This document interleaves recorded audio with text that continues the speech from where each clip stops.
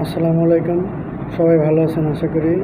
তো যেটা আসলে বলার জন্য ভিডিওটা করা সেটা হচ্ছে যে আমরা বেশ কিছুদিন যাবৎ দেখতেছি যে অন্তর্বর্তীকালীন সরকার দায়িত্বে আসার পরে বিভিন্ন কিছু নিয়ে বিভিন্ন মানুষ বিভিন্ন ধরনের দাবি দাবা নিয়ে আসছে। আসলে দাবি দাবা আপনাদের নিয়ে আসছেন সব ঠিক আছে, কিন্তু দাবির নামে যে আন্দোলন অরাজকতা এগুলো আসলে ঠিক না। আপনাদের দাবি দাবা থাকে, সেটা হচ্ছে প্রধান উপদেষ্টা বরাবর আপনারা লিখিত কোনো আবেদন করেন। এই শুধু শুধু রাস্তাঘাট এরকম করা আসলেই উচিত না, কারণ তারা তো মাত্রই ক্ষমতায় আসলো। একটা ক্ষমতা হটানোর পরে তারা অন্তর্বর্তীকালীন সরকার আসছে, তাদেরকে একটু সময় দেন, তাদেরকে একটু সুযোগ দেন।